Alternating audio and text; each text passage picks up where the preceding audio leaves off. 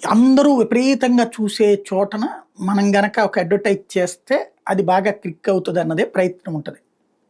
సాధారణంగా పేపర్‌లో front page అడ్వర్టైజ్‌మెంట్లు అదే రూట్‌లో ఉంటాయి. సినిమాల్లో మంచి కీ టైమ్‌లో ఓటీటీ ప్లాట్‌ఫార్మ్‌లు ఇచ్చే అడ్వర్టైజ్‌మెంట్లు అట్లాగే ఉంటాయి. ఐపీఎల్‌లో ప్రతి బంతి ఉత్కంఠగా ఉంటది. విపరీతంగా వైరల్ చేస్తున్నటువంటిది మ్యూచువల్ ఫండ్స్. ఒకటి పాన్ పరాగులు, లేపోతే అదేది బెట్టింగ్ యాప్స్ అవి ప్రమోట్ చేస్తున్నారు. దానికంటే మ్యూచువల్ ఫండ్స్ గురించి విపరీతమైన ప్రచారం నడుస్తుంది. మ్యూచువల్ ఫండ్సు తర్వాతన ఈ దాన్నేమంటారు షేర్లు వీటి విషయంలో మనం ఎంత జాగ్రత్తగా ఉంటే అంత బెటర్. మనకి తెలిస్తే చేయాలి. తెలియకపోతే దాని జోలికి పోకుండా ఉండటం బెటర్. మ్యూచువల్ ఫండ్స్ ఇవన్నీ ఏం చేస్తే మనం ఏ బ్యాంకుల్లో అకౌంట్ ఉందో వాళ్ళే మనల్ని ప్రెషర్ చేస్తారు. తీసుకోండి ఓ 10,000 పెడితే చాలు సంపాదించుకోవచ్చు. ఆ అడ్వర్టైజ్మెంట్ చూసి మనం అటుకెళ్ళాం అనుకోండి 10, 25, 50, 100 ఇట్లా వెళ్ళిపోద్ది. అవసరమైతే మన పర్సనల్ లోన్ ఇచ్చి కూడా మన చేత పెట్టిస్తారు.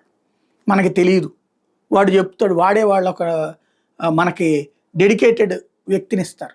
అతను ఇందులో ఇవాళ ఇది రేటు పెరుగుద్దండి, అది రేటు పెరుగుద్దండి అంటాడు. 2, 3 సార్లు అతను సక్సెస్ అయిన మనకి ₹4 వచ్చినాయి అనుకుంటా. ఆ తర్వాత మునిగిపోవడం ప్రారంభమవుతుంది.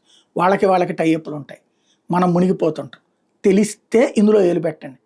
తెలియకపోతే పెట్టబాకండి. అది గుర్తుపెట్టుకోండి.